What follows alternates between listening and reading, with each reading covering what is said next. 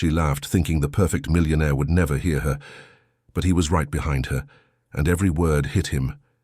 His silence made her heart plummet, and an irresistible tension was born in that hallway. What do you think will happen in this story? Comment and don't forget to subscribe to our channel and tell us what city you're watching us from. I promise this will be the best story you'll ever hear. The air conditioning on the 23rd floor always ran at full blast, as if the freezing temperature could compensate for the heat of demands, impossible deadlines, and endless meetings that marked the frantic pace of that glass and steel tower in the heart of Wall Street.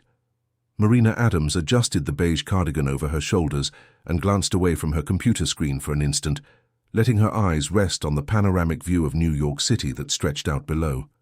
From that height, cars looked like hurried ants. The city's chaotic traffic transformed into colorful lines moving in slow motion, and for a brief moment, she could breathe. But the pause was short-lived. Her cell phone vibrated on the desk, displaying a message from Julia, with 3 exclamation points and an audio clip that would certainly be a good-natured complaint about some annoying client or insufferable colleague. Marina smiled before even listening. Julia Foster had a knack for turning any situation into comedy, and in their last 3 years of friendship within that company, she had become the anchor that kept Marina from sinking into the sea of formalities and hierarchies that dominated the environment.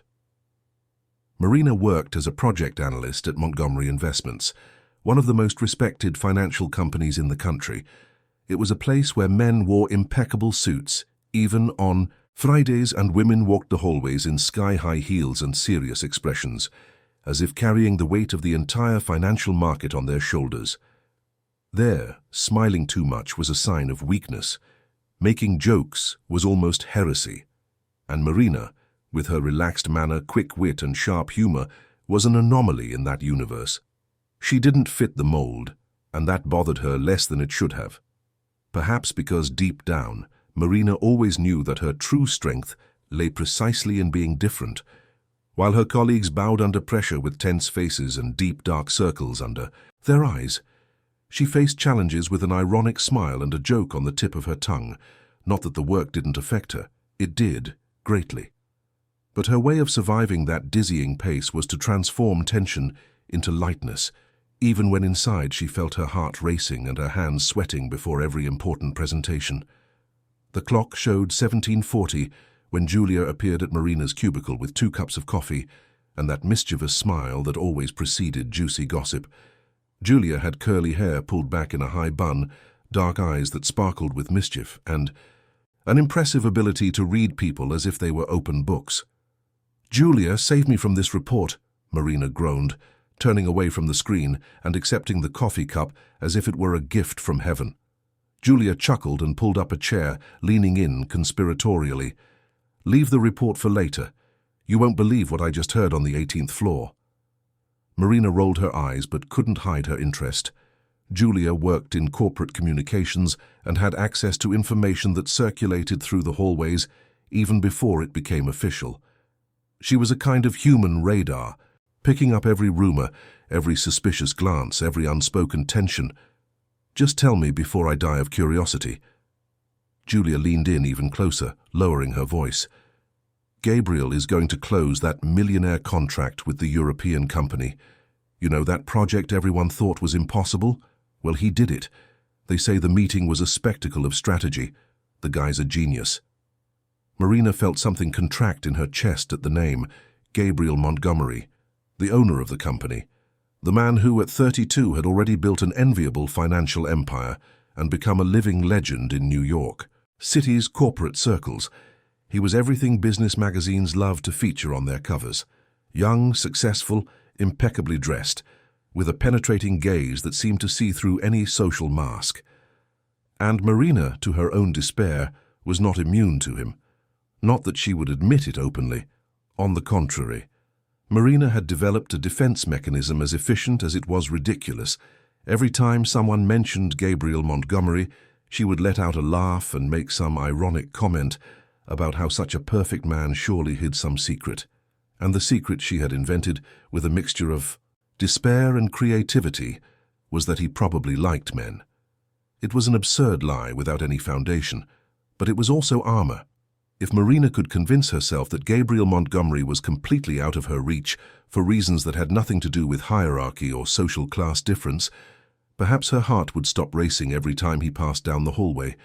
Perhaps she could sleep without dreaming of those honey-colored eyes that seemed to see beyond appearances. Julia kept talking, but Marina wasn't listening anymore. Her mind had drifted back to the previous week, when she had bumped into Gabriel in the elevator. It had been a brief, silent encounter, just the two of them in that confined space descending from the 23rd floor to the ground floor. He wore a dark grey suit that seemed custom-made, and his cologne was discreet, but impossible to ignore. Marina was paralyzed, trying to appear natural while pretending to check something on her phone. And then he spoke. "Good job on yesterday's report, Marina." She looked up, surprised. He knew her name. Of course he did.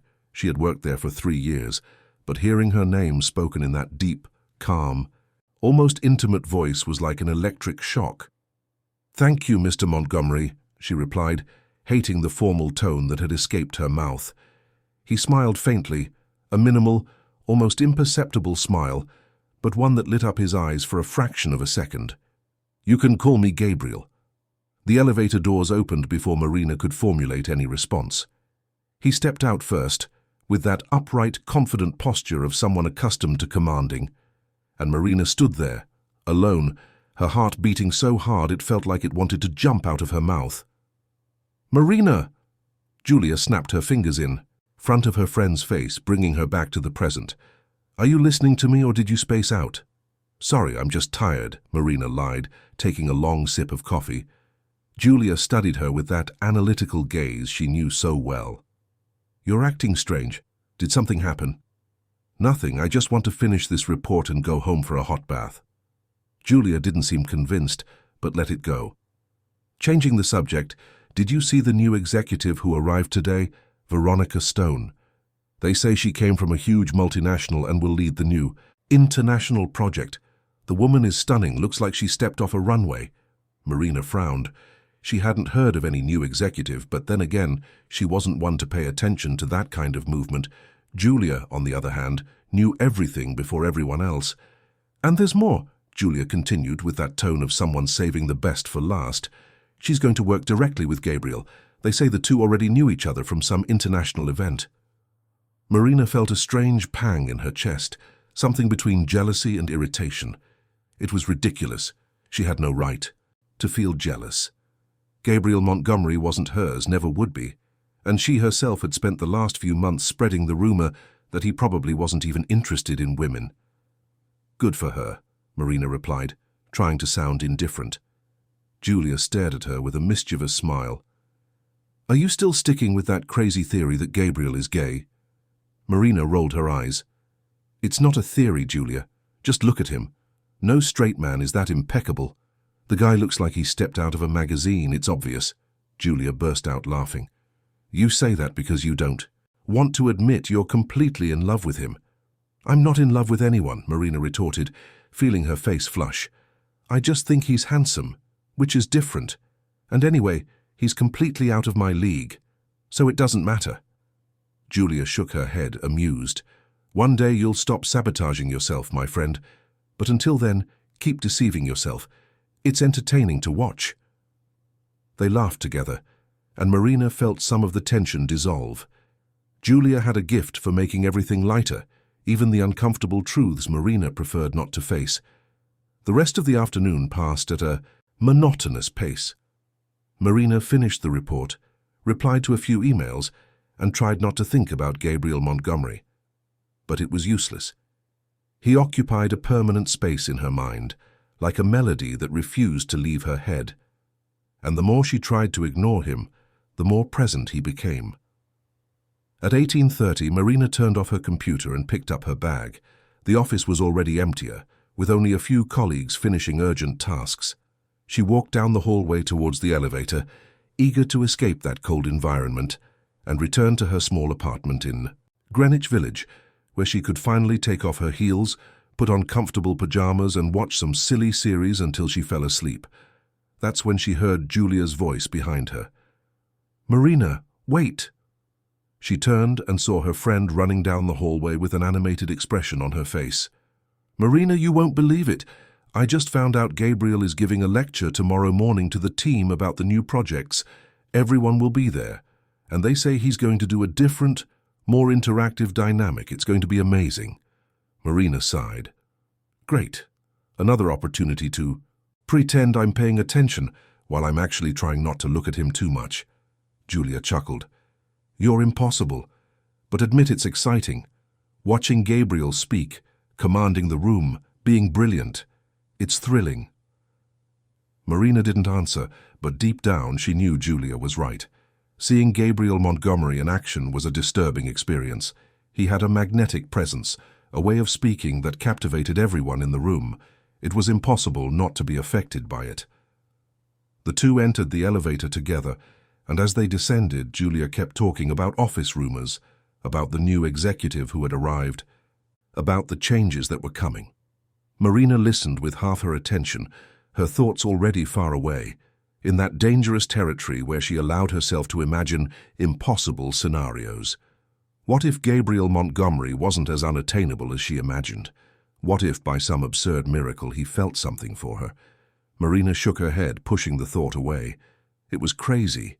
He was a millionaire, owner of a giant company, surrounded by stunning and sophisticated women, and she was just an ordinary analyst with a modest salary, living in a rented apartment and trying to pay the bills at the end of the month. They belonged to different universes. The next morning, Marina woke up with a mixture of anxiety and excitement. Gabriel Montgomery's lecture would be at 9 o'clock, and she wanted to look impeccable. She chose a navy blue dress that made her feel confident, tied her brown hair in a low bun, and did her makeup carefully. When she looked in the mirror, she couldn't help but smile. She was beautiful, and she knew it. The company auditorium was full when Marina arrived. Dozens of employees occupied the chairs, all eager to hear what the boss had to say. Marina found Julia sitting in the middle rows and joined her. "You look beautiful," Julia whispered, giving her friend an approving nudge. "Thanks. You too." A few minutes later, Gabriel Montgomery entered the auditorium, and the murmur of conversations ceased instantly. He wore a dark blue suit that contrasted perfectly with his impeccable white shirt, and his dark hair was combed back, revealing an angular face and eyes that seemed to see everything. Marina held her breath without realizing it. Gabriel walked to the center of the stage with firm, confident steps, and when he began to speak, his voice filled the auditorium with natural authority. He spoke about the new projects, about the ambitious goals the company intended to achieve, about the importance of teamwork and innovation. And Marina, despite trying to focus on the words, could only think about how magnetic he was. At one point, Gabriel paused and scanned the audience with his gaze, and then, for a fraction of a second, his eyes met Marina's. It was a brief, almost imperceptible moment, but enough to make her heart pound. He smiled faintly, so discreetly that Marina wasn't sure if it had been real or her imagination. The lecture continued, and Marina tried to compose herself, but the feeling of that gaze remained, warming her chest like a latent ember. When the meeting ended, employees began to disperse, talking animatedly about the projects. Marina and Julia were walking towards the exit, when Julia suddenly stopped, turning to her friend with a malicious twinkle in her eyes. "Did you see the way he looked at you?" Julia whispered, excited. "He didn't look at me," Marina replied, trying to sound casual. "Yes, he did. I saw it perfectly. Marina, the man is interested in you." Marina felt her face flush. Even if Julia was right, which was unlikely, it didn't change anything. Gabriel Montgomery was her boss, a millionaire, and she was just an employee. There was no room for anything beyond a professional relationship. The two returned to their workstations, and the day continued at its usual pace. But Marina couldn't get Gabriel out of her head. Every time she passed down the hallway, she glanced towards his office as if expecting to see him appear. It was pathetic, and she knew it. In the afternoon, Julia reappeared at Marina's cubicle with a conspiratorial expression. She pulled up a chair and leaned in, lowering her voice. "Marina, I need to tell you something, but you have to promise not to freak out." Marina frowned. "I promise. What is it?" Julia took a deep breath. I overheard Veronica talking to a colleague in the restroom. She said Gabriel is one of the most interesting men she's ever met, and that she intends to get closer to him. Marina, she's got her eyes on your man. He's not my man, Julia, Marina retorted, feeling a pang of jealousy she tried to hide. But you like him. And now, you have a rival. Marina sighed, running her hands over her face. This is ridiculous. I don't stand a chance with him. So it doesn't matter if Veronica or any other woman wants to try something. Julia looked at her seriously. Marina, you need to stop sabotaging yourself.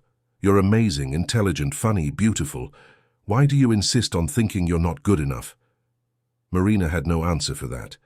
Perhaps because, deep down, she really believed she wasn't good enough. She had grown up in a middle-class family, struggling to pay for college, working from an early age to help with household bills. And Gabriel Montgomery came from a completely different world, a world of luxury, privilege, and opportunities she had never had. How could there be any possibility between them? The following days were a silent torture. Marina continued doing her job, meeting deadlines, attending meetings, but her mind was always divided, always returning to Gabriel. And even worse, she had started to notice Veronica Stone's presence increasingly close to him. The new executive was everything Marina wasn't, sophisticated, elegant, with impeccable posture and unshakable confidence. She wore designer clothes, spoke 3 languages fluently, and seemed born for that high-level corporate world. Marina tried not to care. She tried to convince herself that there was no reason to be jealous, but it was useless. Every time she saw Veronica laughing at one of Gabriel's jokes, every time she saw her entering his office with that confident smile, Marina felt an uncomfortable ache in her chest. It was on a Thursday afternoon that everything changed. Marina and Julia were in the 23rd floor hallway, waiting for the elevator. The workday was almost over, and the floor was relatively empty. Julia was animated, telling her about a new romantic interest she had, met on a dating app, and Marina laughed at the absurd stories her friend recounted. And then I told him that if he didn't know the difference between your and your, we had no future, Julia said, making Marina burst out laughing. Julia, you're terrible. I'm particular. There's a difference. Marina shook her head, still laughing. And back to the subject of Gabriel, Julia continued, changing her tone. Do you still think he's gay? Marina rolled her eyes. Julia, we've talked about this 1,000 times. I know, but I'm curious. Do you really believe that, or is it just an excuse not to face what you feel? Marina sighed, looking away. It's a defense, okay? If I believe he's unattainable for reasons that have nothing to do with me, it's easier to deal with this ridiculous attraction. Julia smiled tenderly. Marina, you don't need to protect yourself all the time. Sometimes you have to take a risk. Risk what, Julia? My job? My dignity? No thanks. It was then that Julia lowered her voice even further, with that conspiratorial tone Marina knew so well. But seriously, do you really think a man like him with that energy, that way of looking, is gay? Because I honestly think you're completely wrong. Marina shrugged. I don't know, Julia. I think so. I mean, look at him. He's too perfect. He must like men. Julia let out a loud laugh. Marina, that makes no sense at all. Yes, it does, Marina insisted, playing along. No straight man is that well-dressed, that fragrant, that impeccable. I'm sure he likes men. It was at that exact moment that Marina noticed something strange. The hallway, which seconds earlier had been empty, now had a presence that made the air feel denser, heavier. She slowly turned her head and her heart plummeted. Gabriel Montgomery was standing a few feet away, leaning against the wall, arms crossed, and an expression Marina couldn't decipher. He was there. He had heard everything. Marina felt her blood run cold. Julia also noticed and was completely paralyzed, her eyes wide with horror. The silence that settled was deafening. Gabriel said nothing for a few seconds that seemed to last an eternity. He just watched her, with those honey-colored eyes that now seemed to pierce through all the defenses Marina had built. And then, slowly, he began to walk towards her. Marina wanted to run, wanted to disappear, wanted the earth to open up and swallow her, but her feet were glued to the floor, unable to move. Gabriel approached, and when he was just a step away, he stopped. He reached out and cupped Marina's face with surprising firmness, yet also delicately. His fingers touched her skin, and Marina felt a shiver run through her entire body. She opened her mouth to say something, anything, but no words came out. And then Gabriel leaned in and kissed her. It was an intense, decisive kiss, full of a passion Marina had never expected. She felt her legs weaken, felt the world around her disappear. All that existed in that moment was his mouth on hers, the warmth emanating from his touch, the way he held her as if she were the most precious thing in the world. When he finally pulled away, Marina was breathless. She stared at him, still in shock, unable to process what had just happened. Gabriel smiled faintly, that minimal smile she had seen before, but now charged with something more, something that made her heart race. "I guess that answers your question," he said, in a low, husky voice that sent a chill down Marina's spine. And then, without another word, Gabriel turned and walked back to the elevator, leaving Marina and Julia completely paralyzed in the hallway. When the elevator doors closed and he disappeared, Julia was the first to regain her voice. "Marina," she whispered, her eyes still wide. "What just happened?" Marina brought a hand to her lips, still feeling the warmth of the kiss. She didn't know what to answer. She didn't know what to think. All she knew was that her life had just been turned upside down and nothing would ever be the same. Marina didn't sleep that night. She lay in bed in her Greenwich Village apartment, staring at the ceiling as the day's events replayed in her mind like a movie she couldn't pause. The kiss. The damn kiss that had changed everything. Gabriel's hands cupping her face, the firmness of his touch, the intensity she had never imagined could exist. And worse still, the way her body had responded, as if every cell in her had recognized something her mind insisted on denying. She turned over in bed for the 100th time, hugging her pillow. Tightly. What did it mean? Why had Gabriel done that? Was it just a way to disprove the absurd rumor she had spread? Or was there something more? And how would she face the office the next day? How would she look him in the eyes after that? The questions hammered in her head relentlessly. Marina picked up her phone and saw it was past 3 in the morning. She had 5 unread messages from Julia, all sent in the last few hours. She opened the conversation with a sigh. The first message simply said, "Oh my God." The second, "I'm still in shock." The third, "Marina, answer me." The fourth, "Are you okay?" The fifth, sent 20 minutes ago, "Friend, for God's sake. Answer me or I'm coming over." Marina typed a quick reply. "I'm fine. Can't sleep. We'll talk tomorrow." Julia's reply came almost instantly. "Tomorrow. Marina, I need details now. That was the most intense kiss I've ever seen in my life, and I wasn't even kissed." Marina couldn't help a weak smile. "Julia, it's 3 in the morning. I need to process this alone." "Okay, but tomorrow you're telling me everything, and Marina?" "He's definitely not gay." Marina tossed her phone aside and buried her face in the pillow. No, he definitely wasn't gay. And now she would have to deal with this truth that overturned everything she had built to protect herself. When her alarm clock rang at 6:30 in the morning, Marina felt as if she hadn't slept a minute. She dragged herself to the bathroom and looked in the mirror. Her eyes were swollen, her face pale, and there was a tension in her expression that she couldn't hide.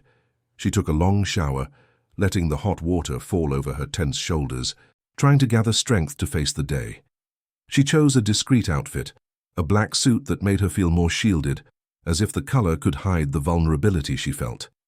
She tied her hair in a simple ponytail and skipped elaborate makeup. She wanted to go unnoticed. She wanted to be invisible. The subway ride to Wall Street was a blur. Marina was so lost in thought that she almost missed her stop. When she finally arrived at the Montgomery Investments building, she felt her stomach churn. The glass doors seemed an impassable barrier, and for a moment she considered turning back and calling in sick. But no, Marina Adams was not a coward, never had been. And it wouldn't be a kiss, no matter how unsettling, that would make her run away. She entered the building with firm steps, greeted the doorman with a quick nod, and headed straight for the elevator. When the doors closed and she was alone in that mirrored space, She allowed herself a second of weakness. She closed her eyes and took a deep breath, trying to calm her racing heart. The 23rd floor was busy when she arrived. Colleagues chatted in the hallways. The sound of phones ringing and printers working created the usual soundtrack of that environment. Marina went straight to her cubicle, greeting some colleagues with an automatic smile, avoiding prolonged eye contact. She had barely turned on her computer when Julia appeared, practically running down the hallway. Her friend pulled up a chair and sat beside Marina, her eyes sparkling with curiosity. "Tell me everything, now." Marina sighed. "Julia, there's nothing to tell. You saw what happened." "I saw the kiss. But what then? Did you talk? Did he text you?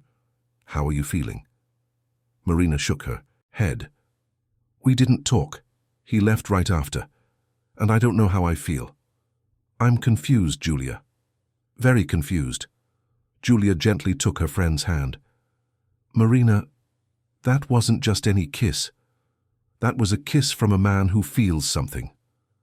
Or it was a kiss from a man who wanted to disprove a silly rumor I spread," Marina retorted, trying to keep her voice firm. "Do you really believe that?" Marina didn't answer. She didn't know what to believe. Everything seemed unreal, as if she were living in some parallel universe where impossible things happened. The day dragged on with torturous slowness. Marina tried to concentrate on work, but every noise in the hallway made her look up, expecting to see Gabriel appear.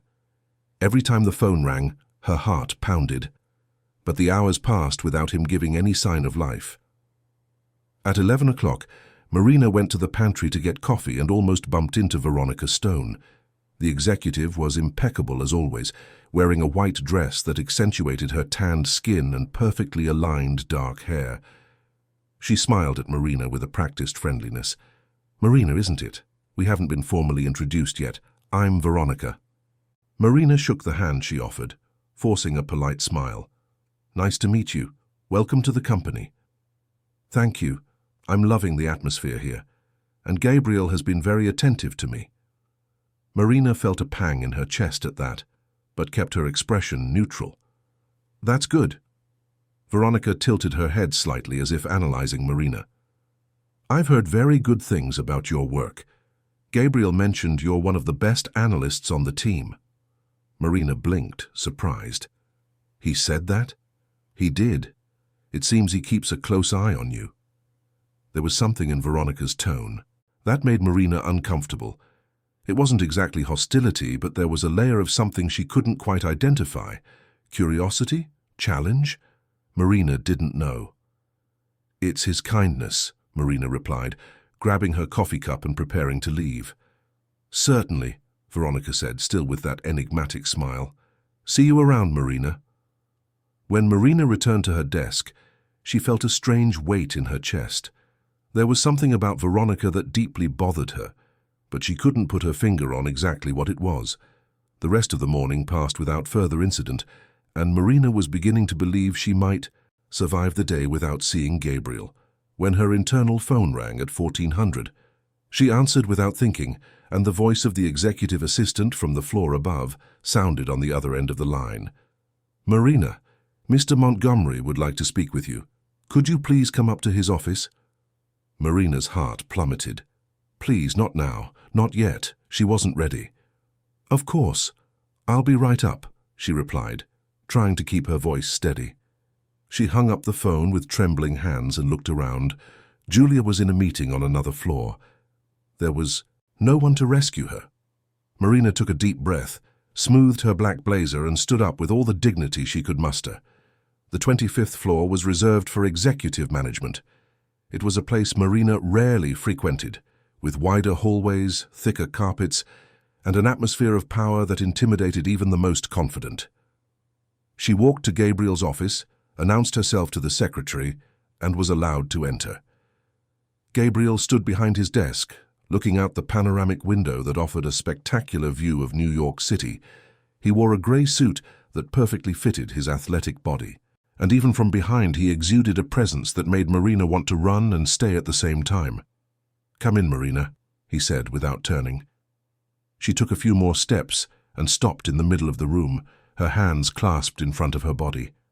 Gabriel finally turned, and when his eyes met hers, Marina felt the ground sway beneath her feet. He seemed calm, controlled, completely impassive. There were no traces of the man who had kissed her with such intensity the day before. It was as if it had never happened. "Please have a seat," he said, indicating one of the leather chairs in front of the desk. Marina obeyed, feeling her legs weak. Gabriel walked slowly to his chair and sat down too, maintaining that upright professional posture she knew so well. For a few seconds, he just watched her in silence, and Marina felt every muscle in her body tense under that penetrating gaze. "I wanted to talk to you about yesterday," he began, in a low, controlled voice. Marina swallowed hard. "Mr. Montgomery, I apologize for what I said. It was totally inappropriate and—" He raised a hand, interrupting her. "You don't need to apologize." Marina blinked, confused. "What do you mean?" Gabriel leaned slightly forward, resting his elbows on the desk. "What I did yesterday was impulsive, but necessary." "Necessary?" "Yes. You spent months spreading a rumor about me, Marina. A rumor that, I must admit, was creative, but completely false." Marina felt her face flush. "I know. It was stupid of me. I shouldn't have—" "Why did you do it?" Gabriel interrupted her, and there was something in his voice that sounded almost like genuine curiosity. Marina lowered her eyes, unable to meet his gaze. I don't know." "I think you do know, Marina, and I'd like to hear the truth." The silence that settled in the room was dense, charged with a tension that made the air feel heavier. Marina knew she could lie, could invent any excuse. But when she looked up and saw the way he was watching her, with an intensity that seemed to read all her secrets, she knew it was useless.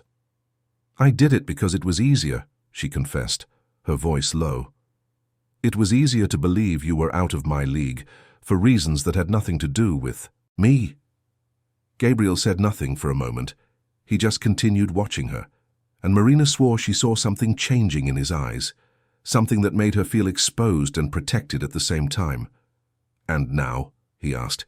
"Now that you know you were wrong?" Marina felt tears threaten to well up, but blinked hard to push them away. "Now I don't know what to think." Gabriel stood up from his chair and walked slowly towards her.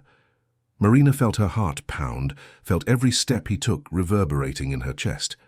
When he stopped beside her chair so close that she could feel the warmth emanating from his body, Marina had to make a conscious effort to keep breathing. He leaned in, bringing his face close to hers, and Marina instinctively closed her eyes. But the kiss didn't come. Instead, she felt his breath brush her ear as he whispered, "Your job is safe, Marina, but your peace, that I cannot guarantee." And then he stepped back, returned behind the desk, and resumed that professional, distant posture, as if the last few seconds hadn't happened. Marina opened her eyes, stunned, feeling her whole body tremble. "You can go back to your work," he said in a firm, neutral voice.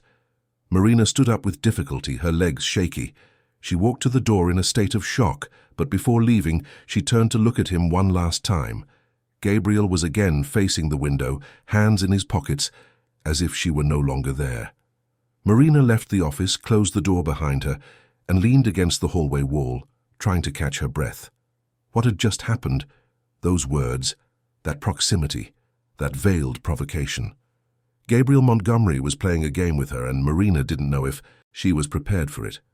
When she returned to her desk, Julia was already waiting, her eyes wide with concern. "What happened? You disappeared for almost half an hour."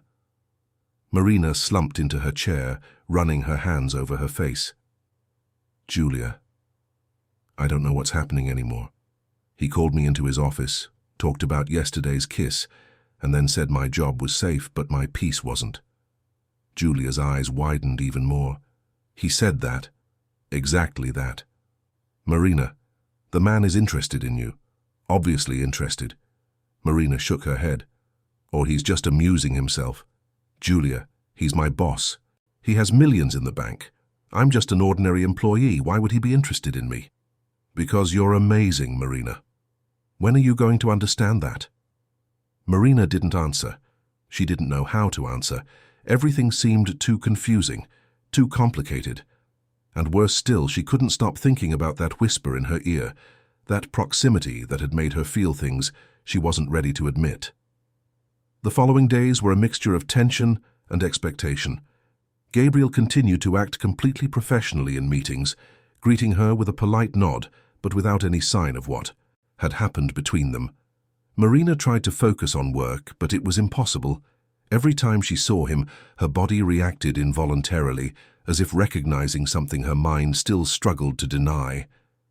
And there were the glances, lingering glances he cast when he thought no one was looking. Glances that said everything his mouth couldn't. Marina felt as if she were walking on a tightrope, trying to maintain her balance while everything around her swayed. It was on a Wednesday that everything changed again. Marina was reviewing a report when her phone rang. It was an internal number she didn't recognize. She answered cautiously. "Marina Adams?" "Yes. This is Mr. Montgomery's secretary. He'd like to speak with you. Could you come up to his office?" Marina's heart pounded. Again. "Of course. I'll be right up." She hung up and looked around. Julia was on a call but noticed Marina's look and made an encouraging gesture with her hand. Marina took a deep breath and went up to the 25th floor again, feeling her legs tremble with every step. When she entered the office, Gabriel was sitting behind his desk, typing something on the computer. He looked up when she entered and gestured for her to sit down. "Marina, thank you for coming," he began in that calm, controlled voice. "I have a proposal to make." Marina sat down, trying to maintain her composure. "I'm listening." Gabriel leaned back in his chair, watching her intently. "I'm going on a business trip, an important trip. I'm going to close some international contracts, and I need someone competent to accompany me, someone who understands the company's projects and can contribute to the negotiations." Marina felt her heart race. "A trip? With him?" "I thought of you," Gabriel continued. "You know the reports better than anyone. You have a sharp strategic vision, and I trust your work." Marina blinked, processing the information. "Mr. Montgomery, It's an honor, but there are more qualified people, with more experience." "I chose you, Marina," he interrupted her, and there was a firmness in his voice that left no room for arguments. "The trip is next week. We're going to New York for 3 days. All costs will be covered by the company, of course.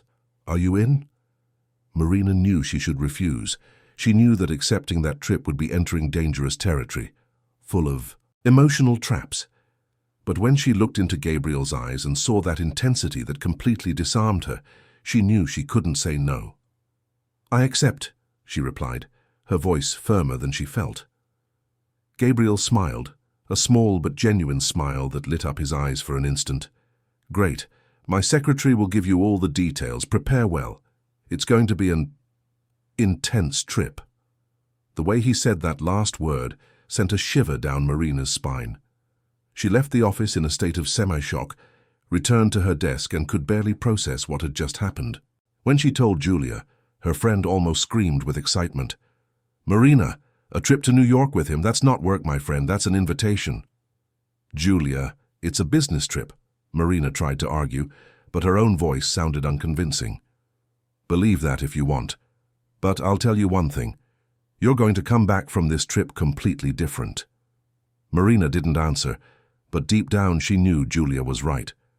That trip would change everything, and she didn't know if she was ready for the consequences. The days leading up to the trip were an emotional roller coaster. Marina tried to stay focused on work, reviewing reports, preparing presentations, studying the contracts that would be negotiated. But her mind was always divided, always returning to Gabriel and what might happen in New York. And then the messages started. Small messages from Gabriel, sent at odd hours, always professional on the surface, but loaded with something more between the lines. The first came on a Thursday night. Marina was at home, already in her pajamas, when her cell phone chimed. It was a number she hadn't saved, but she recognized it immediately. "Marina, this is Gabriel. Just wanted to To confirm you're comfortable with the trip. If you have any concerns, we can talk." Marina stared at the message for several minutes, unsure how to respond. Was this just professional courtesy, or was there something more? Finally, she typed a simple reply. "I'm comfortable. Thank you for asking." His reply came almost instantly. "Great. See you Monday. Good night, Marina." She kept looking at those words, at the way he had written her name. There was an intimacy there that made her feel vulnerable. On Saturday, another message arrived. This time it was a photo of an elegant restaurant in New York. The caption read, "I thought of taking you here. I hope you like Italian food." Marina felt her heart pound. That was definitely not just work. She replied with a thumbs-up emoji, not trusting her ability to form coherent sentences. On Sunday, the eve of the trip, Julia appeared at Marina's apartment to help her pack. She brought a bottle of wine and an unshakable determination to make her friend admit what she was feeling. "Marina, you need to bring nice clothes. Not just work clothes," Julia insisted, tossing elegant dresses onto the bed. "Julia, it's a business trip. It's a business trip with the man who kissed you in the hallway, Marina. Wake up." Marina laughed, shaking her head. "You're impossible. I'm realistic. And look, I brought this black dress you borrowed from me last year. Take it. You never know when you'll need it." Marina picked up the dress and held it against her body, looking at herself in the mirror. It was a simple but elegant dress that hugged her curves just right. She sighed. "Okay, I'll take it." Julia smiled victoriously. "Great. Now let's drink this wine and you're going to tell me everything you're feeling. No running away this time." They spent the night talking, laughing, and Marina finally allowed herself to admit aloud what she had been denying for so long. She liked Gabriel. She truly liked him, and this trip could either change everything or destroy everything. She didn't know which option scared her more. On Monday morning, Marina woke up with her heart in her throat. She dressed carefully, choosing an elegant but discreet business suit. She tied her hair in a low bun and did her makeup meticulously, wanting to appear confident even if her stomach was churning inside. The meeting was scheduled for 9 in the morning at JFK Airport. Marina arrived 15 minutes early, dragging her small suitcase and trying to control her anxiety. When she saw Gabriel arrive, with a carry-on bag and wearing a navy blue suit that made him look even more imposing, she felt her legs weaken. "Good morning, Marina," he greeted, with that minimal smile she knew so well. "Good morning, Mr. Montgomery." "Gabriel," he corrected. "You can call me Gabriel. After all, we're going to spend 3 days together. I think we can dispense with the formality." Marina nodded, feeling her face flush. "Gabriel, then." They checked in and went through security, and it was only when they were in the VIP lounge waiting to board that Marina noticed something important. There was no one else. No other executive, no assistant. It was just the two of them. "Mr. Gabriel," she began, hesitant, "isn't the team coming?" He looked at her with that calm expression. "No, this time it's just the two of us. I thought it would be more productive this way." Marina swallowed hard. 3 days, alone with Gabriel Montgomery, in New York. She didn't know if it was an opportunity or a trap. Maybe it was both at the same time. When they finally boarded and Marina realized they weren't going economy class, but to the company's private jet, she felt like she had entered a completely different universe. The interior of the jet was luxurious, with beige leather armchairs, noble wood tables, and an atmosphere of exclusivity that left her speechless. Gabriel settled into one of the armchairs and indicated the one next to it for Marina. She sat down, trying to appear natural, but every muscle in her body was tense with the proximity. During takeoff, they remained silent. Marina looked out the window, watching New York City grow smaller below, and wondered what the next few days would bring. When the plane stabilized and the fasten seatbelt sign went off, Gabriel turned to her. "Are you nervous?" Marina looked at him. "A little." "You don't need to be. You'll do great in the meetings." "I'm not nervous about the meetings," Marina thought, but didn't say it aloud. Gabriel watched her for a few more seconds, as if he could read her thoughts, and then smiled faintly. "Relax, Marina, it's going to be an unforgettable trip, I promise." And as the jet cut through the clouds towards New York, Marina felt that promise carried much more than just business, and for the first time in a long time, she allowed herself to hope. To hope that maybe, just maybe, something beautiful could emerge from all the confusion that had become her life since the day Gabriel Montgomery kissed her in the hallway. New York greeted Marina and Gabriel with a grey sky and a cold breeze that cut through the skin. Autumn was at its peak, and the trees in Central Park displayed shades of orange and red that Marina had only seen in movies. She watched everything through the car window as it took them from the airport to Manhattan, trying to absorb every detail of that city that had always seemed so distant from her reality. Gabriel was beside her in the back seat, checking emails on his phone with that concentrated posture she knew so well, but every now and then she caught him looking at her in the window's reflection, and that made her heart pound.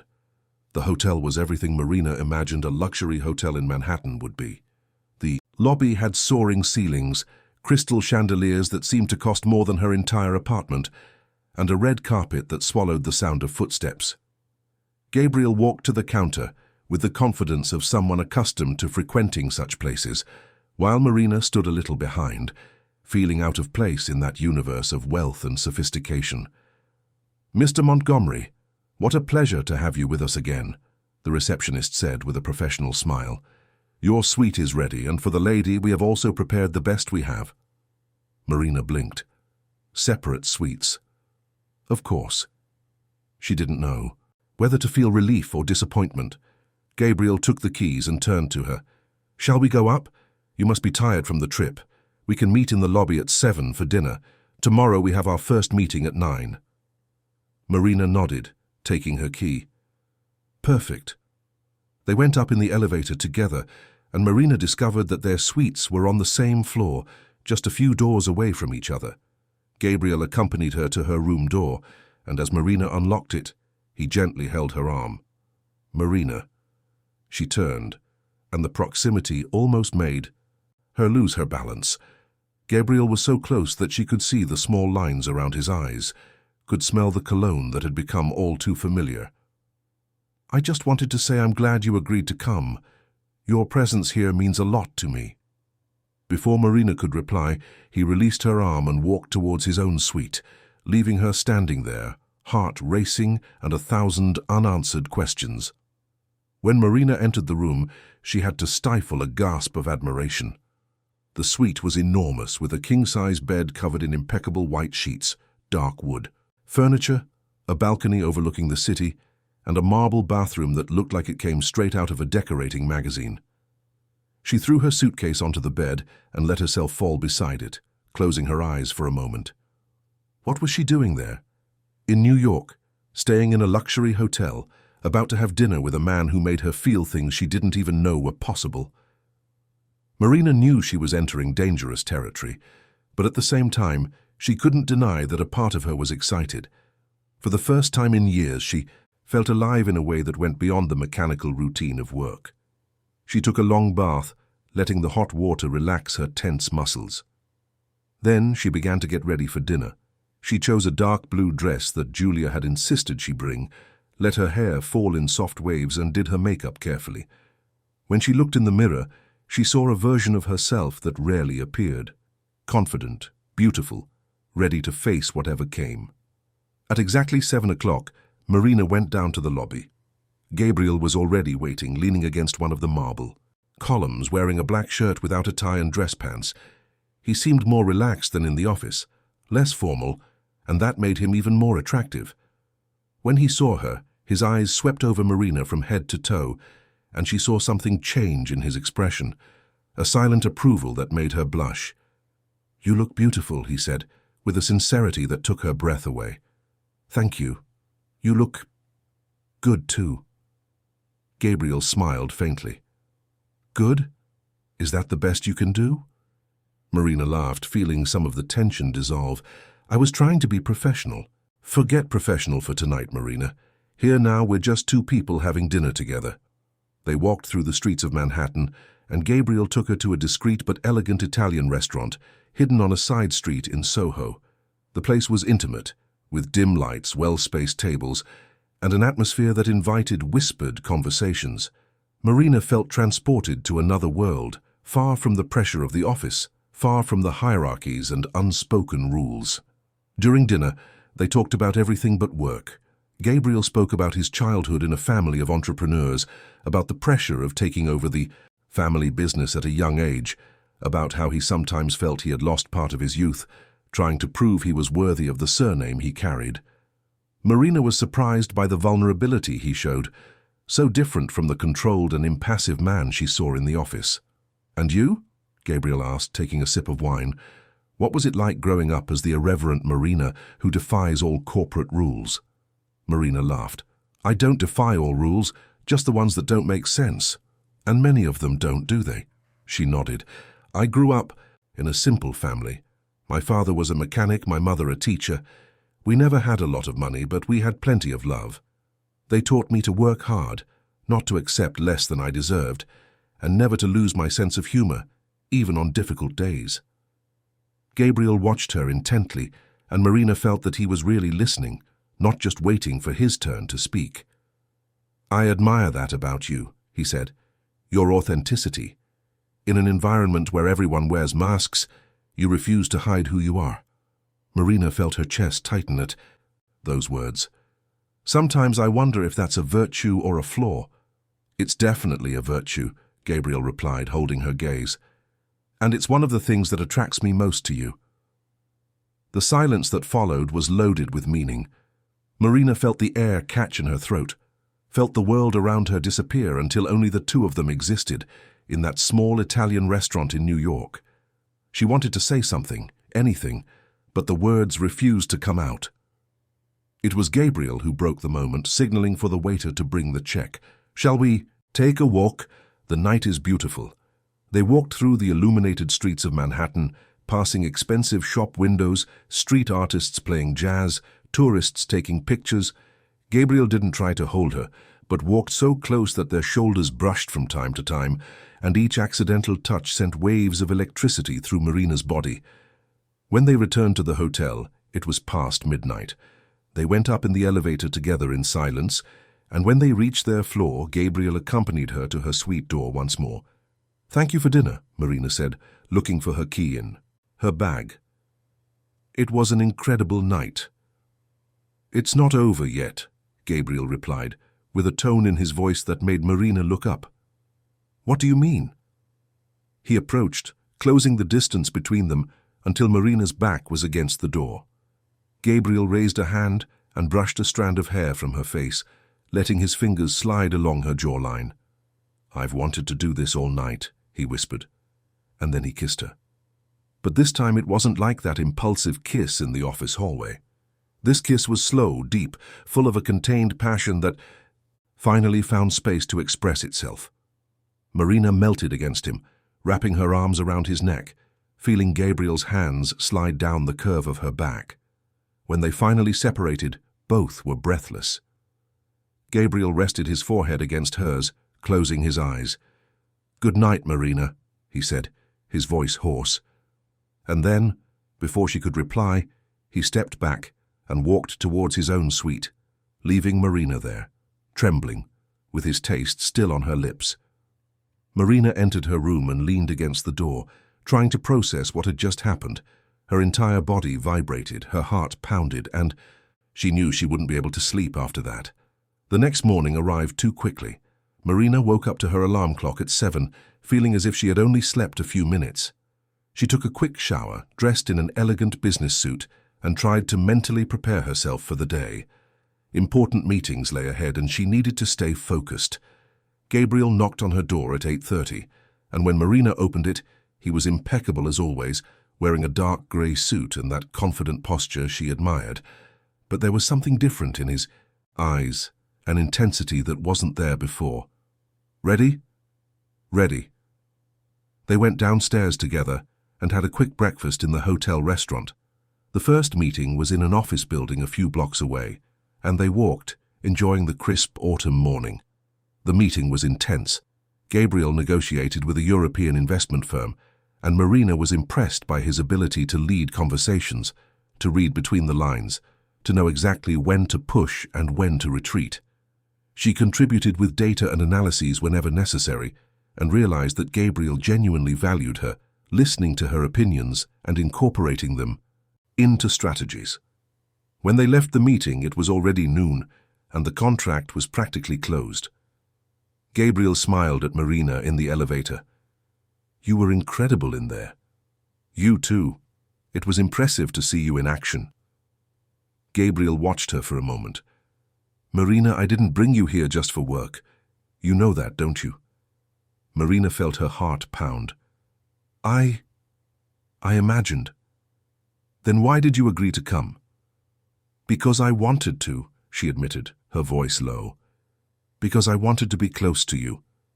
The confession hung in the air between them, and Marina saw something change in Gabriel's eyes, a decision being made.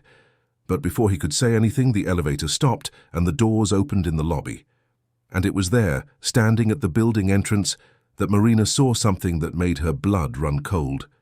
Veronica Stone was there, stunning in a white pantsuit, talking to a man in a suit.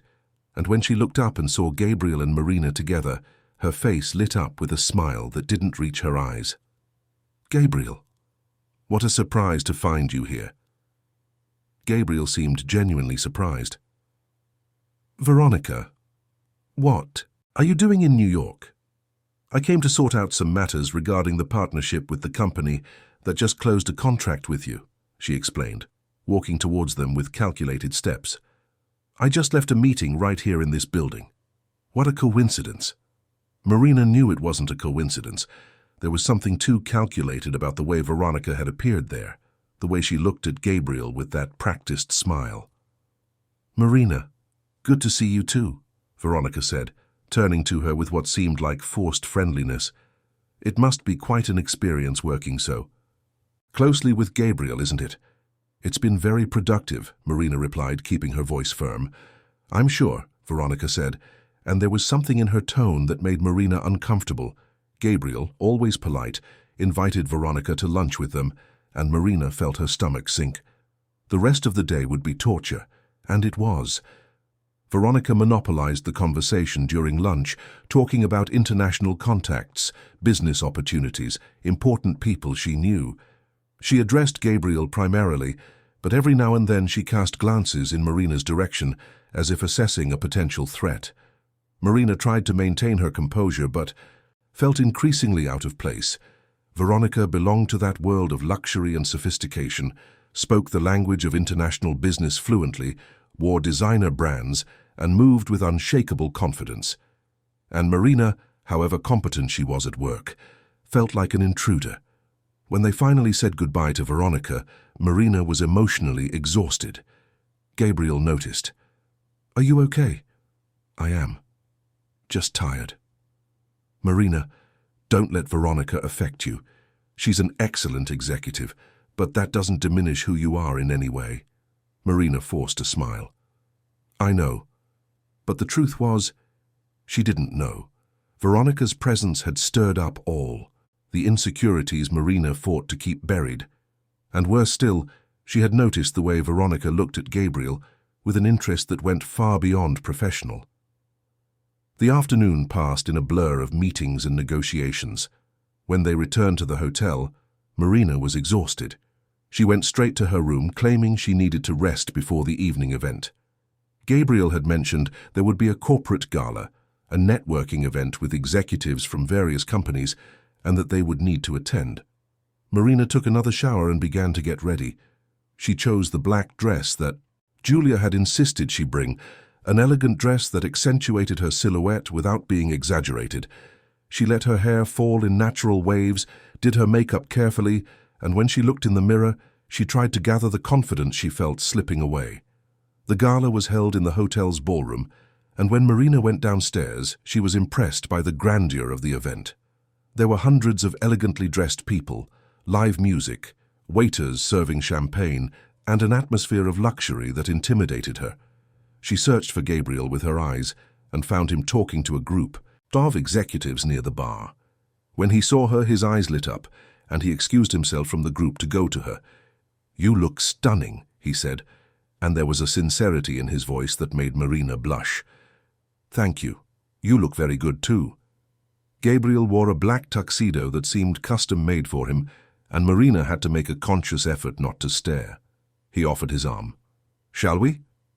They circulated through the ballroom, and Gabriel introduced her to several important people. Marina made a point of appearing confident, conversing intelligently, asking pertinent questions, proving that she was there on her own merit. But inside she felt constantly watched, as if everyone was judging whether she belonged in that environment or not. It was when the music changed to something slower that Gabriel turned to her. "Dance with me?" Marina hesitated for a second, but then nodded.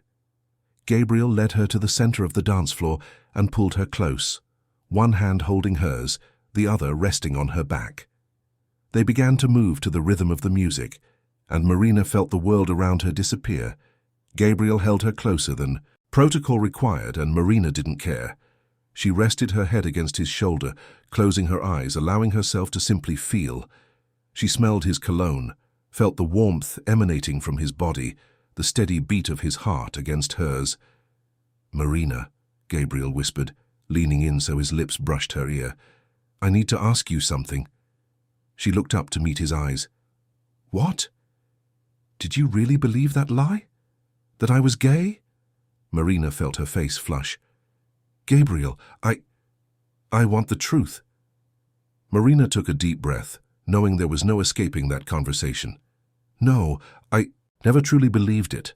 "Then why did you say it?" "Because it was easier," she confessed, her voice trembling.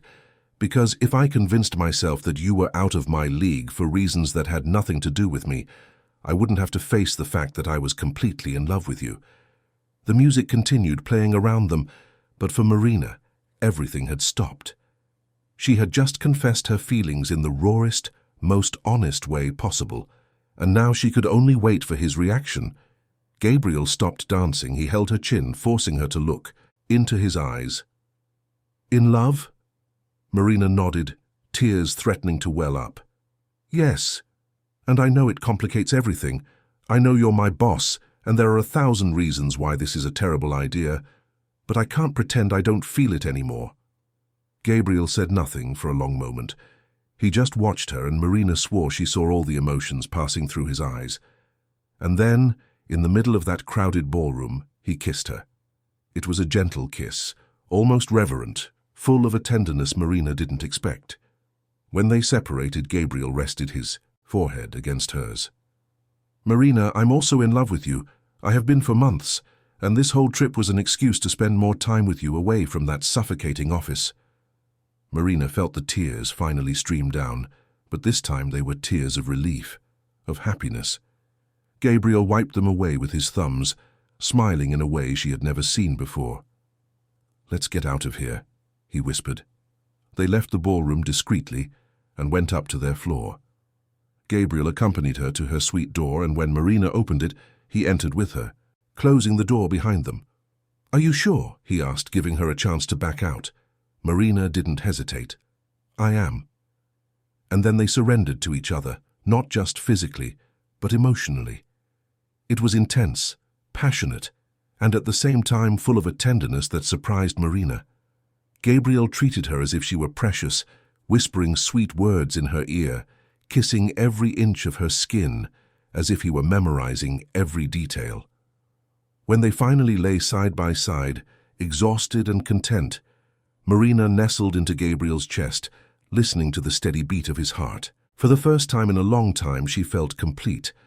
But the peace was short-lived, because the next morning when they woke up intertwined, reality began to impose itself again. They would have to return to New York City. They would have to face the office, the curious glances, the unspoken rules about workplace relationships.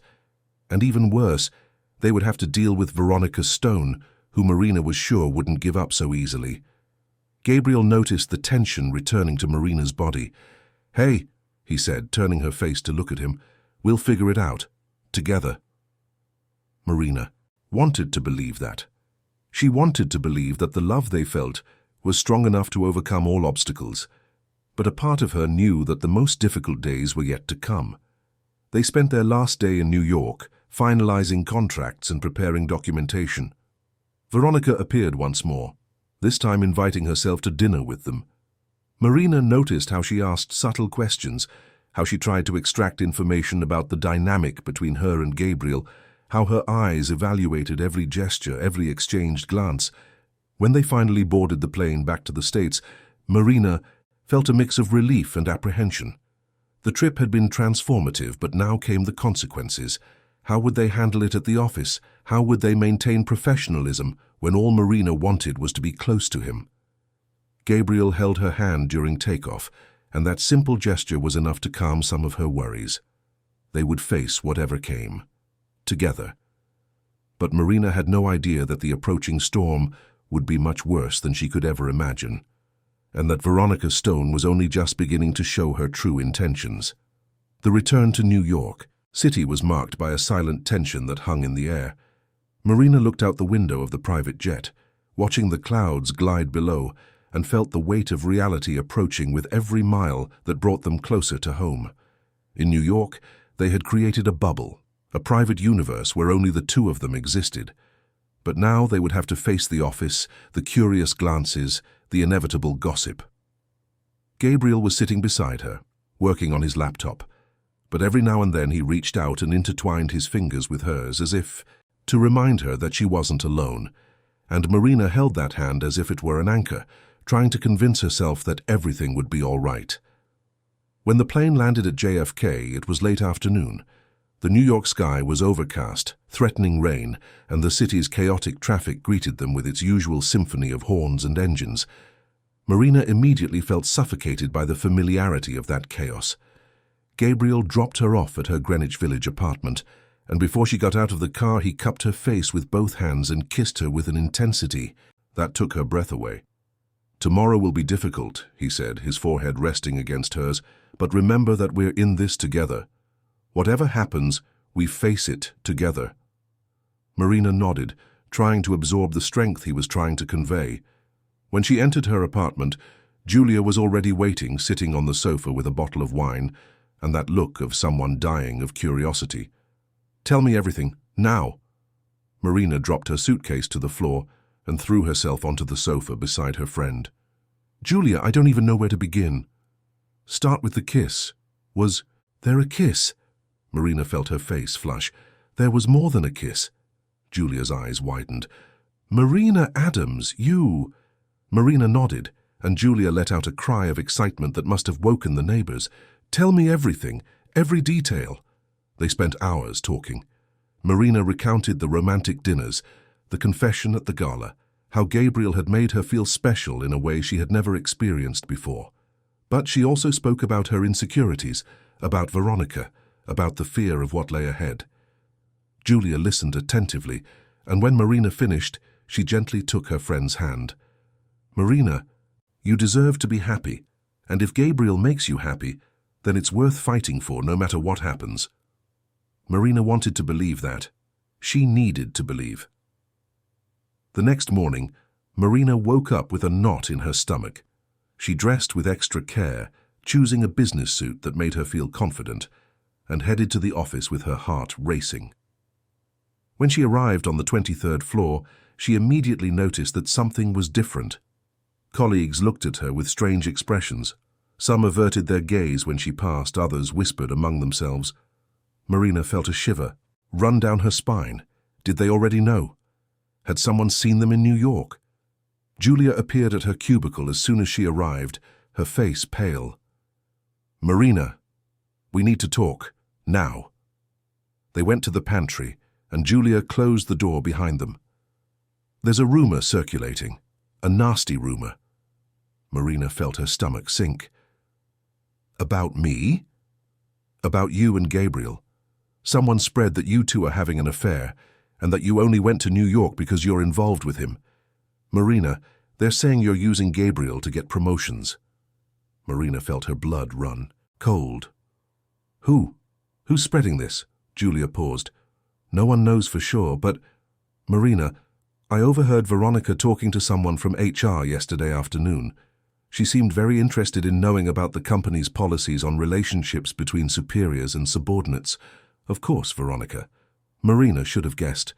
The executive hadn't given up, and now she was playing dirty. "I need to talk to Gabriel," Marina said, grabbing her phone. But before she could dial, her internal phone rang. It was the HR secretary. "Marina, we need to schedule a conversation with you. It's about a delicate matter. Could it be tomorrow morning?" Marina felt the floor drop out from under her. HR. They had already reached HR. "Of course," she replied, trying to keep her voice steady. "Tomorrow is fine." When she hung up, Julia was looking at her with concern. "What are you going to do?" "I don't know, Julia. I honestly don't know." The rest of the day was torture. Marina tried to work, but her mind was in a panic. How had it come to this so quickly? They had barely returned from New York, and everything was already falling apart. Gabriel sent a message late in the afternoon. "We need to talk. Can you come up to my office?" Marina went up with trembling legs. When she entered his office, Gabriel was standing looking out the window, hands in his pockets, and visible tension in his shoulders. "Did you hear?" she asked. He turned. "I did. HR called me too. Marina, someone sent an anonymous email reporting our relationship, an email full of accusations." Marina felt tears threaten to well up. "Gabriel, I'm so sorry. I should have foreseen this would happen." He walked to her and held her shoulders firmly. "You have nothing to apologize for. We didn't do anything wrong. Yes, we're boss and employee, but that doesn't mean we can't feel what we feel." "But what now?" Marina asked, her voice breaking. "What if they fire me?" "I won't let that happen," Gabriel promised. "I'll talk to HR. I'll clarify everything. But Marina, you need to be strong. Don't let these rumors shake you." Marina nodded, but inside she was devastated. She left Gabriel's office trying to maintain her composure, but when she reached the restroom, she finally let the tears fall. Everything was falling apart so fast. In the following days, the situation only worsened. Marina was called to HR for a formal conversation. The Human Resources Director, a serious woman named Christina, asked direct questions about her relationship with Gabriel, about the trip to New York, about whether she thought there was any conflict of interest. Marina tried to be honest without revealing too much. Yes, she and Gabriel were getting to know each other better. Yes, there was an attraction. But no, she had never used it to gain professional advantages. Her work spoke for itself. Christina seemed satisfied with the answers, but made it clear that the company would be keeping an eye on the situation, and Marina left that office feeling watched, judged, reduced to a corporate scandal. It was then that everything got even worse. Marina was working on an important report when she noticed a serious error, an error that could cost the company millions. She had mixed up numbers, inverted crucial data, and the report had already been sent for board analysis. Marina felt panic take over. How could she have made such a basic mistake? She never made mistakes like this, but she knew the answer. She was so emotionally affected, so torn between the love she felt and the fear of what was happening, that her concentration was gone. Gabriel discovered the error before the board meeting, which prevented a greater disaster. But when he called Marina into his office, for the first time since they met, he was visibly irritated. "Marina, what happened?" he asked, throwing the report onto the desk. "You never make mistakes like this. Never." "I know. I'm sorry. I don't know what came over me." "You don't know?" Gabriel ran a hand through his hair, frustrated. "Marina, you're letting all this affect you. And I understand, I really do understand, but you need to focus. A mistake like this could have cost us dearly." Marina felt anger begin to boil inside her. "You think I don't know that? You think I don't know that everything's falling apart? Gabriel, people are spreading rumors that I'm a gold digger. HR is investigating me. And now you're reprimanding me as if I'm just another incompetent employee. I'm not saying you're incompetent. I'm saying you need to separate the personal from the professional." "Separate?" Marina gave a bitter laugh. "How am I supposed to separate when all this started? Because we couldn't separate. Gabriel, you asked me to trust you, to risk everything, and now you're demanding professionalism from me." Because I need to protect the company too, Marina, Gabriel exploded, and Marina had never seen that side of him. I have responsibilities. It's not just about us. The silence that followed was heavy, painful. Marina felt tears stream down her face, but made no effort to hide them. Maybe you're right, she said, her voice low. Maybe this was a mistake from the beginning. Marina. No. Leave it, I'll fix the report, and I'll try not to cause you any more problems. She left the office before he could say anything and returned to her desk feeling completely devastated. Julia tried to comfort her, but Marina didn't want comfort. She wanted distance. She wanted to disappear. That night, alone in her apartment, Marina made a decision. She would request a transfer to another department. She would distance herself from Gabriel. She would preserve what was left of her career and her dignity. She couldn't continue like this, torn between love and pain. The next morning, she scheduled a meeting with HR to discuss the possibility of a transfer. Christina seemed relieved by the request and promised to evaluate the available options. Marina left that office feeling empty, but at the same time determined. It was the right decision. It had to be. Gabriel tried to talk to her several times in the following days, but Marina avoided him. She answered only what was necessary, kept her physical distance, pretended to be busy. She knew she was being a coward, but she couldn't face those honey-colored eyes without completely falling apart.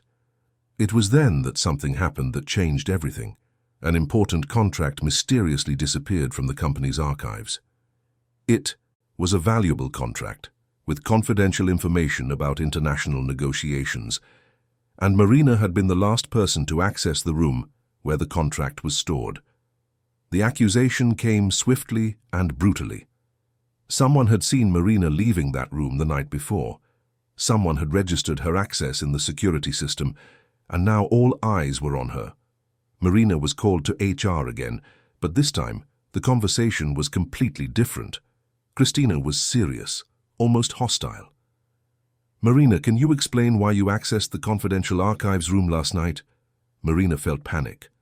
I went to get a report, needed to review, that's all. And the contract? Did you see the contract? What contract? Marina didn't understand what they were talking about. Christina slid a folder across the table. The contract for the negotiation with the European company. It disappeared.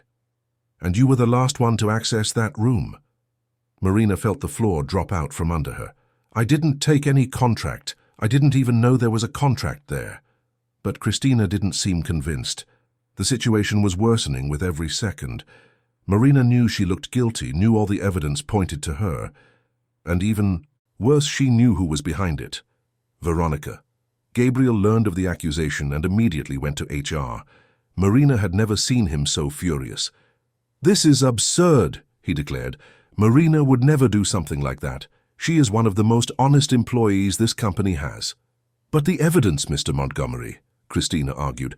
We cannot ignore the evidence. Then investigate properly, Gabriel ordered, because I am sure you will find that Marina is innocent. He left determined to prove her innocence. And Marina, though shaken and scared, felt a spark of hope ignite within her chest. Gabriel believed in her. Even with everything that had happened, he believed in her. In the following days, Gabriel conducted a parallel investigation. He reviewed security cameras, talked to employees, analyzed system logs, and that's how he discovered something disturbing. Veronica Stone had accessed the security system on the same night. She had temporary administrative credentials due to her executive position, and there was something strange in the records. Some files had been modified, sometimes didn't match. Gabriel delved deeper and discovered that Veronica had manipulated the logs to make it seem like Marina was the only one who had accessed that room. But she had made a mistake. She had left digital traces that an IT specialist was able to recover. When confronted Veronica, she tried to deny it. But the evidence was irrefutable.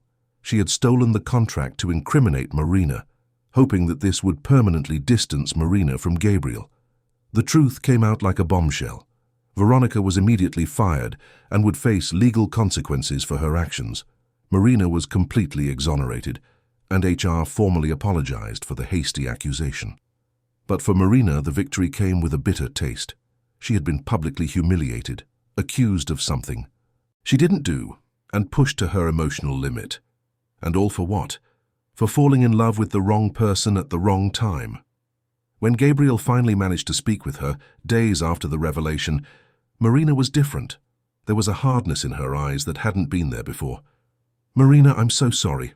For everything. For the way I treated you. For the accusations. For not seeing what Veronica was doing." Marina crossed her arms. "Are you done?" "I know I was unfair. I know I demanded too much from you and supported you too little, but Marina, I never stopped believing in you, never. But you hurt me, Gabriel. When I needed you most, when I was being destroyed by gossip and accusations, you cared more about the company than about me." Gabriel took a step forward. "I was trying to protect you, trying to find a way to deal with all this without harming your career." "That's not what I needed," Marina said, her voice trembling. "I needed you to be by my side, unconditionally. I needed you to hold me and tell me everything would be okay, even if you didn't know if it would. But you didn't do that." Gabriel ran a hand through his face, clearly frustrated. "Marina, I'm human. I made mistakes. But that doesn't change what I feel for you." "And what do you feel, Gabriel?" He looked at her with an intensity that made Marina's heart pound. "I love you. I love you in a way that scares me, that throws me off balance, that makes me question everything I thought I knew about myself. And I know I failed you, but I'm asking for a chance to do it right." Marina felt tears stream down her face. It was everything she wanted to hear, but at the same time she didn't know if it was enough. "I need time," she finally said. "I need to process all this. I need to know if I can trust you again." Gabriel nodded, visibly shaken. "I'll wait as long as it takes." He turned to leave, but Marina called him. "Gabriel." He stopped, turning to look at her. "Thank you for believing in me, for fighting for me." Gabriel smiled sadly. "Always, Marina. Always." The following days were strange. Marina continued working, but there was a distance between her and Gabriel that hadn't existed before. They greeted each other politely in meetings, exchanged professional emails, but that intimate connection they had built was gone. Julia tried to cheer up her friend. "Marina, you two will get through this. I know you will." But Marina wasn't so sure. Trust was a fragile thing, and once broken, it was difficult to rebuild. It was on a rainy Friday afternoon that everything changed again. Marina was leaving the office when the elevator stopped on the 25th floor, and Gabriel entered. They were alone in that small space, and the tension was palpable. "Marina," he began, but she raised her hand to interrupt him. "Not here, Gabriel, please." But he didn't seem to hear. "I can't stand this distance between us anymore. I can't stand pretending I don't want to hold you, kiss you, tell you 1,000 times a day how much you mean to me. Gabriel, please." "No, Marina, you asked me for time and I gave it. But you can't ask me to stop loving you. I can't do that." The elevator stopped on the 12th floor, but before the doors opened, Gabriel pressed the emergency button. The elevator stopped abruptly, and Marina stared at him, surprised. "What are you doing?" Gabriel walked to her, closing the distance between them until Marina was cornered against the elevator wall. "I'm doing what I should have done weeks ago. I'm fighting for you. I'm showing you that I'm not going to give up on us." And then he kissed her. It was a desperate kiss, full of everything they had held back in recent weeks. Marina tried to resist for a second, but then her body yielded, her arms wrapped around his neck, and she completely surrendered to that moment. When they finally separated, both were breathless. "I love you, Marina," Gabriel whispered, "and I will spend the rest of my life proving that you can trust me." Marina rested her forehead against his, closing her eyes. "I love you too. So much it sometimes hurts." "Then don't push me away. Let us try again, the right way this time." Marina opened her eyes and saw the sincerity etched on his face, and for the first time in weeks, she allowed herself to believe that maybe, just maybe, they really could have a future together. Gabriel unlocked the elevator and they descended the rest of the way in silence but hand in hand. When they left the building, he pulled her aside. "Come with me." "Where?" "My place. I want to talk properly, away from the office, away from everything. Just you and me." Marina hesitated for only a second before nodding. She got into his car, and they drove in silence through the streets of New York City, each lost in their own thoughts, but united by the certainty that they no longer wanted to be separated. When they arrived at Gabriel's penthouse in Manhattan, Marina was impressed by the discreet elegance of the place. It was luxurious yet cozy, full of books, artwork, and details that showed his personality. Gabriel made coffee, and they sat on the sofa, facing each other. "Marina, I want to ask you something, but first I need you to know that there's no pressure.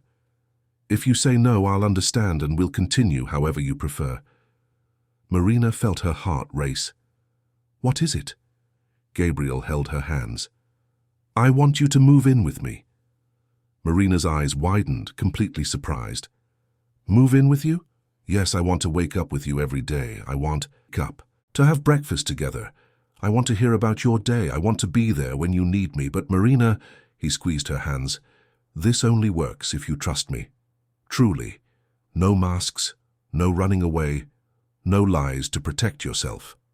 Marina felt tears stream down. It was a huge, frightening request. It meant lowering all her defenses, allowing herself to be completely vulnerable. But when she looked into Gabriel's eyes and saw the sincere love there, she knew what the answer was. "Yes," she whispered. "I want to. I trust you." Gabriel pulled her into a tight hug, and Marina felt as if she had finally found her place in the world. There in his arms, with her heart racing and her eyes full of tears, she knew she had made the right decision. They didn't have all the answers. There were still challenges ahead, judgments to face, difficult decisions to make, but they were together, and that was all that mattered. The first few days of living together were a mix of discoveries and adaptations. Marina woke up every morning in Gabriel's spacious Manhattan penthouse and needed a few seconds to remember where she was. Then she would feel his arm around her waist, hear his calm breathing against her neck, and an inevitable smile would appear on her lips. She was home. She was finally home. Gabriel was different away from the office, more relaxed, more open, more human. He made coffee in the morning while Marina showered, left affectionate notes stuck to the mirror when he had to leave early, and always came home with that smile that melted all the defenses she still tried to maintain. But the change didn't come without challenges. At the office, the curious glances continued. People knew. Something had changed between them, especially after the scandal involving Veronica. Some colleagues were genuinely happy for Marina's happiness, but others made nasty comments in low voices, insinuating that she had gotten what she wanted. Marina learned to ignore them. Julia was her biggest defender, shutting down any gossip that arose and reminding everyone that Marina had always been an exemplary professional, long before any involvement with Gabriel. And little by little, with hard work and consistent results, Marina regained the respect she had always deserved. Gabriel also made important changes.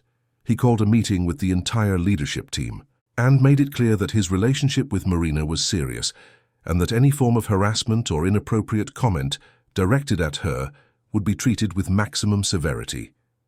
He protected Marina without suffocating her, respected her independence while making it clear that they were a team. The company also had to adapt. The HR department, under Christina's guidance, implemented new policies on workplace relationships. They were not forbidden, but they needed to be formally declared, and clear procedures were in place to avoid conflicts of interest.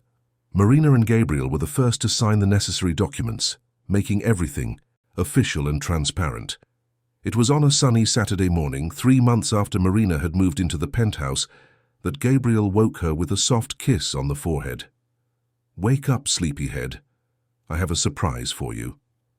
Marina slowly opened her eyes, stretching. "What time is it?" 9 in the morning, and we have an appointment." "Appointment? But it's Saturday." Gabriel smiled. "Exactly. Come on, get up. Wear something comfortable." Half an hour later, they were in the car, driving along the Belt Parkway. Marina tried to guess where they were going, but Gabriel just smiled mysteriously. When they finally stopped in front of a small animal shelter in Brooklyn, Marina looked at him confused. "What are we doing here?" Gabriel got out of the car and opened the door for her. "Come with me." Inside the shelter, dozens of dogs barked excitedly. There were dogs of all sizes, colors, and ages, all eager for attention. Marina felt her heart clench at the sight of those hopeful eyes. A volunteer named Fernanda greeted them with a warm smile. "You must be Gabriel and Marina. He called me yesterday saying you wanted to meet our animals." Marina looked at Gabriel, surprised. "You want to adopt a dog?" Gabriel held her hand. "I thought maybe we could start our family that way. If you want, of course." Marina felt tears well up. She had always wanted a dog, but never had the means or adequate space. And now Gabriel was offering her that, showing that he wanted to build a complete life with her. They spent hours at the shelter, getting to know the animals. It was when they entered the puppy area that Marina saw a small caramel-colored mixed-breed dog, with large, sad eyes, curled up in the corner of the cage. While the other puppies jumped and barked, this one remained quiet, just observing. "And this one?" Marina asked, pointing to the puppy. Fernanda sighed. "This is Honey. He was rescued 2 weeks ago. He was very injured and scared. We've already treated his wounds, but he's still very shy. He's afraid to approach people." Marina opened the cage and slowly extended her hand. The puppy initially recoiled, but then slowly approached and sniffed her hand. Marina gently stroked his head, and the dog rested his snout in her palm as if he had finally found someone to trust. "This is it," Marina said, looking at Gabriel with tears in her eyes. "We'll take this one." Gabriel smiled and hugged Marina from behind, watching her hold the puppy against her chest. Honey gained a family that day, and Marina gained another reason to believe she was exactly where she should be. In the following months, Marina's life changed in ways she never imagined possible. Honey became an essential part of their routines, bringing joy and lightness to the apartment. The dog, who was initially shy and scared, soon transformed into a playful and affectionate companion, following Marina around the house and sleeping at the foot of their bed every night. At work, Marina received a promotion, not for being the boss's girlfriend, but on her own merits. Her reports were always impeccable, her analyses insightful, and her ability to work under pressure was admirable. Gabriel had no part in the decision, which came directly from the board of directors, and when Marina received the news, she cried with happiness, knowing she had earned it with her own sweat. Gabriel was also changing. He learned to better balance work with personal life, not to be so hard on himself, to allow moments of vulnerability. Marina taught him to laugh more, not to take everything so seriously, to find beauty in the small things. And he, in return, taught Marina to trust more, to lower her defenses, to accept love without fear. It was on a rainy winter night, 6 months after they started living together, that they had an important conversation. They were on the sofa, wrapped in blankets, with Honey sleeping between them, when Gabriel took Marina's hand. "I need to tell you something." Marina felt a chill in her stomach. "What is it?" Gabriel took a deep breath. "I received a proposal, a big proposal. An international company wants me to open a branch for them here in the US. It would be a huge project with a lot of potential, but it would also demand a lot of my time, at least in the first year." "And you want to accept?" Gabriel looked into her eyes. "I'll only accept if you agree, because everything I do now, all the decisions I make, I think about us, about how it will affect our life together." Marina felt her chest warm. "Gabriel, you don't need my permission to follow your dreams.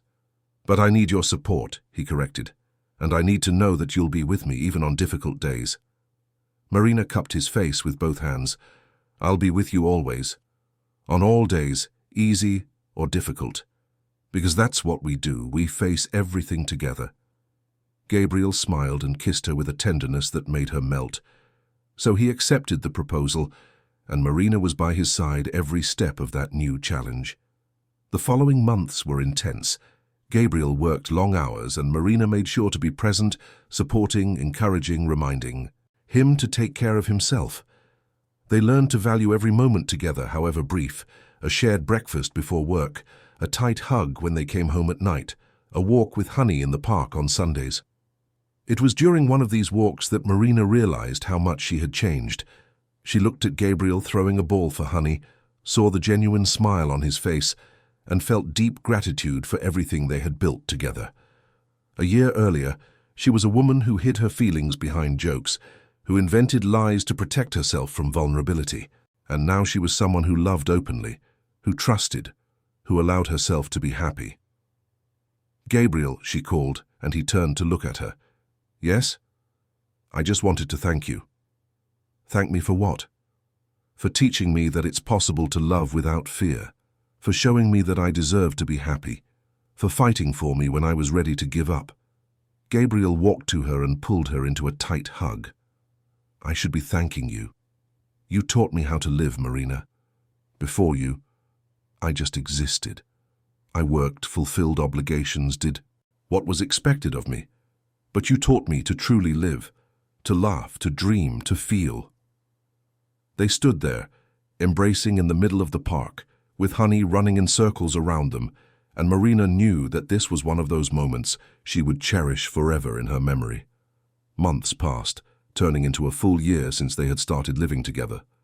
Gabriel's company prospered, Marina continued to grow professionally, and Honey had become a large and healthy dog, completely different from the scared puppy they found at the shelter. It was on Marina's birthday, on a special night Gabriel planned carefully, that everything changed again. He took her to dinner at the same Italian restaurant where they had eaten in New York, which had opened a branch in New York City.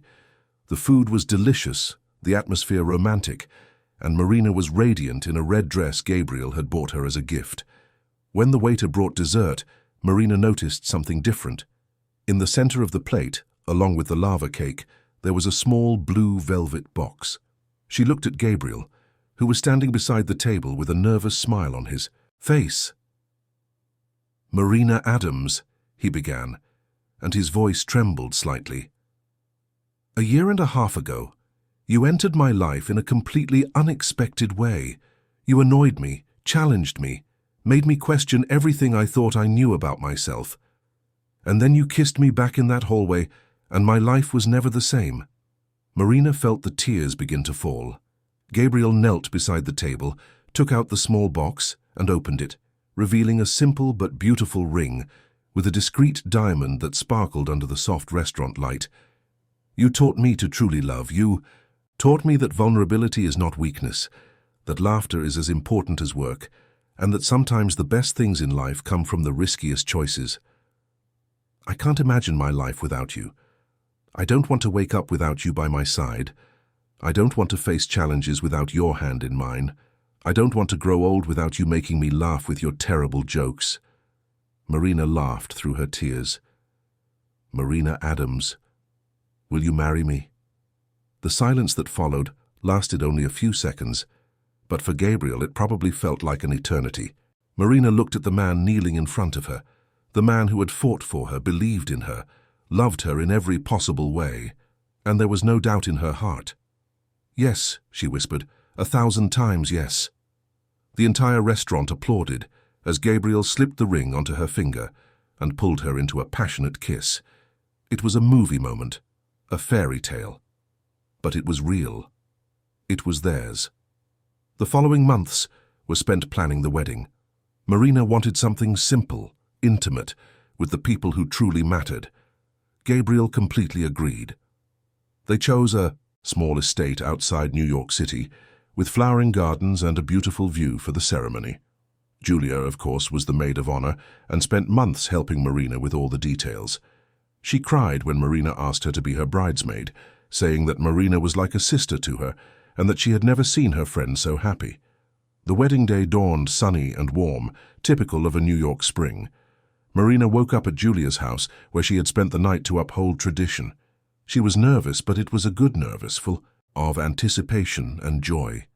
When she put on her wedding dress, a simple and elegant white silk gown, and looked in the mirror, she didn't recognize the woman she saw there. It was no longer the insecure Marina who hid her feelings behind jokes. It was a strong, confident woman, ready to begin a new chapter of her life. The ceremony was perfect. Marina walked in to the sound of a string quartet, and when her eyes met Gabriel's at the altar, everything around them disappeared. He looked handsome in his light suit, his eyes shining with emotion, and when she finally reached his side, he held her hands and whispered, "You look too beautiful. I'm having to control myself not to kiss you right now." Marina laughed, and the tears she had been holding back finally fell. The officiant began the ceremony, but Marina barely heard the words. She was lost in Gabriel's eyes, in the deep connection they had built together. When it was time for the vows, Gabriel went first. He took a paper from his pocket, but then put it away again. "I had written a beautiful speech," he began, his voice emotional. "I spent weeks writing, rewriting, trying to find the perfect words. But now looking at you, I realize there are no perfect words. There's no way to describe what you mean to me. So I'll be simple. Marina, you are my person. You are my home, my peace, my adventure. You are everything I didn't know I needed. And I promise to spend the rest of my life loving you, supporting you, making you laugh, and being the best man I can be for you." Marina was openly crying now. It was her turn, and she took a deep breath. "Gabriel Montgomery," she began, and her voice came out firmer than she expected. "2 years ago, I invented a lie about you because I was afraid to admit what I felt. Today, I stand here in front of everyone we love, declaring the most important truth of my life. I love you. I love you in a way that transforms me, that challenges me, that makes me want to be the best version of myself. You taught me that to love is not to lose, it is to gain. To gain a partner, a best friend, a life companion.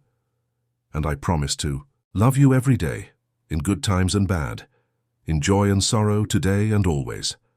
When they exchanged rings and the officiant finally said Gabriel could kiss the bride, he swept her into his arms and spun her around, kissing her with all the passion he felt, while the guests applauded and cheered. The reception was joyful and relaxed. They danced, toasted, laughed at the embarrassing stories their friends told in their speeches. Marina's father, emotional, said he had never seen his daughter so happy. Gabriel's mother hugged Marina and whispered that she was the best thing that had ever happened to her son. As the night was ending and the last guests began to leave, Gabriel pulled Marina into the garden. They sat on a bench under a tree lit by fairy lights and stayed there in silence for a few minutes, just soaking in the peace of that moment. "Do you have any regrets?" Gabriel asked suddenly. Marina looked at him, surprised. "Regrets?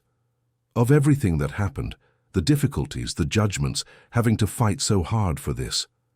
Marina thought for a moment, then shook her head.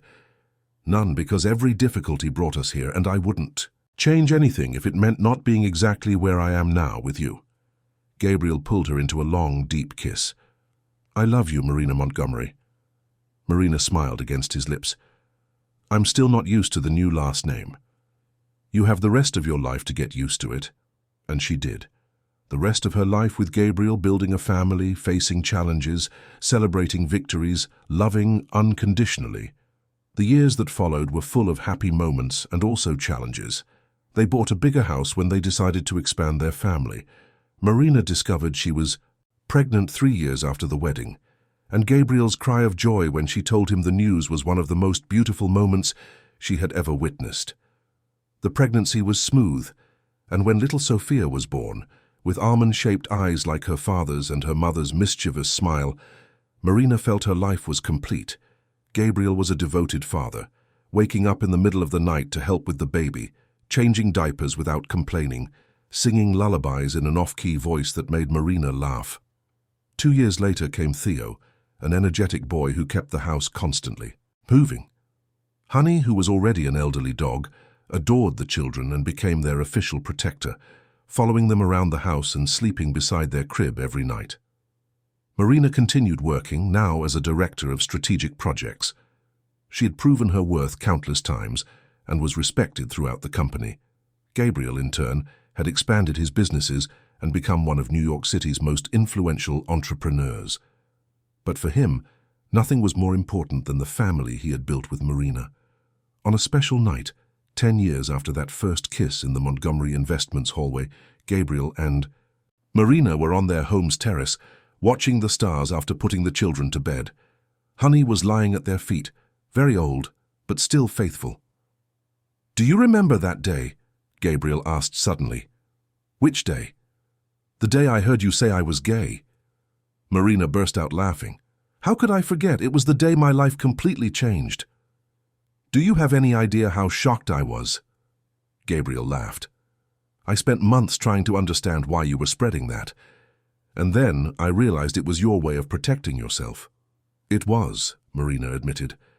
"I was so afraid of getting hurt that I preferred to create a comfortable lie than risk being vulnerable. And now, are you still afraid?" Marina looked at her husband, the father of her children, the man who had been by her side through every important moment of the last 10 years. "No. Now I know it was worth the risk. That true love is worth all the fears, all the uncertainties." Gabriel pulled her into a hug, and they stood there under the starry New York City sky, knowing they had built something precious. A love that had begun in an improbable way, that had faced immense obstacles, but that had transformed into something solid, true, eternal. Marina thought about everything she had lived through, the difficulties at the office, the unfair accusations, the moments of doubt and insecurity. But she also thought about the stolen kisses, the whispered confessions, the shared achievements, the laughter that filled their home every day. And she knew, with absolute certainty, that every second of pain had been worth it. Because in the end what mattered was not how the story began, it was how they chose to write it together. It was the daily commitment to love, respect, and support each other.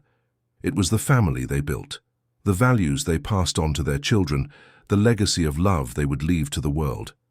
And it all began with a thoughtless phrase, a phrase that, unbeknownst to her at the time, was the key to a new beginning. Not only in love, but in the way she saw herself, allowed herself to feel, and rewrote her own story. Marina Montgomery, formerly Marina Adams, the woman who once feared to love, now knew that love was the bravest thing a person could do, and she was grateful every day for having had the courage to say yes. Yes to love, yes to vulnerability, yes to Gabriel, yes to life. Dear listeners, we hope Marina and Gabriel's story has touched your heart. If you were moved, please like, subscribe to the channel, and tell us in the comments what resonated with you most. Every day we bring intense stories like this, which reveal the deepest side of the human soul. We look forward to seeing you in the next episode.